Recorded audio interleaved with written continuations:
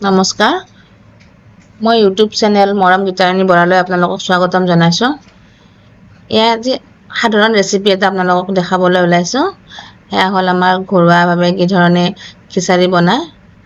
মুগ দাইলৰ খিচাৰি। মই মুগ দাইলকেইটা অকণমান ভাজি লৈছোঁ।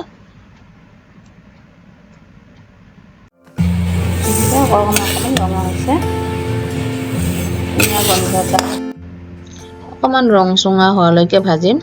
তাৰপাছত তাক মই ঢালি অকণমান ঠাণ্ডা কৰি ধুই ল'ম।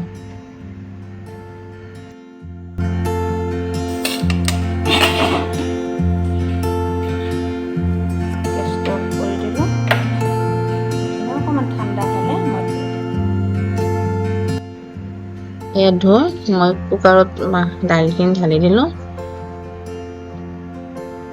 কুকাৰৰ ঢাকনিখন মই বন্ধ নকৰোঁ। মই তেনেকৈ খোলাকৈ বনাম। মই ডাঙৰ সাজ নাই কাৰণে মই কুকাৰতে বনাইছোঁ।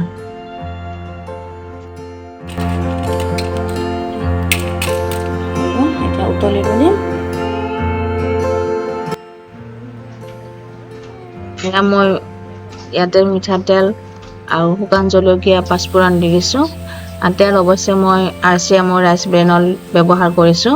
আপোনালোকে এইটো ব্যৱহাৰ কৰি চাবচোন, আমাৰ স্বাস্থ্যৰ বাবে খুবেই উপকাৰী।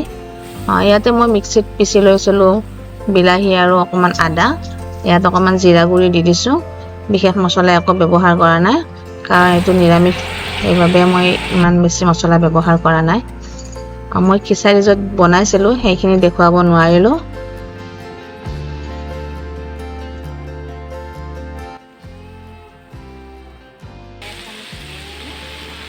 খিচাৰি বনাই ইয়াত ডাঙৰ বাচন এটাত মই তাক ঢালি লৈছিলোঁ, লৈ চম্ভাৰ লগাই দিলোঁ।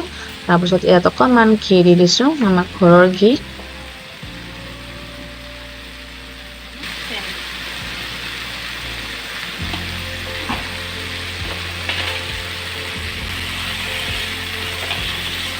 খিচাৰি তৈয়াৰ হৈ গ'ল।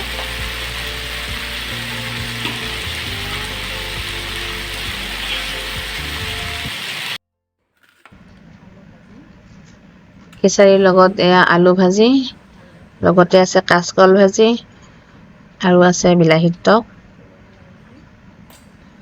বেঙেনা ভাজি। এইখিনি ডাঙৰকৈ কাটি লৈ মই ভাজি লৈছোঁ। লগতে আছিলে পাপৰ।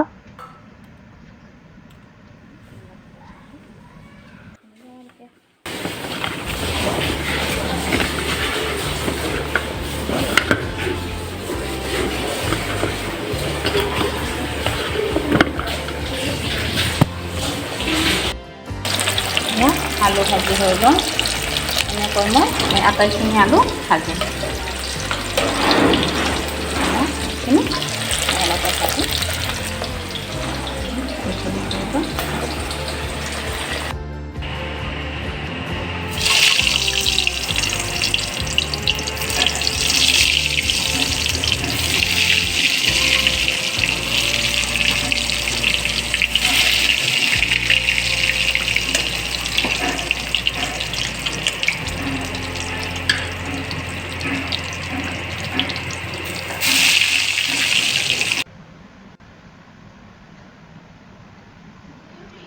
এয়া আমাৰ খিচাৰি হৈ গ'ল।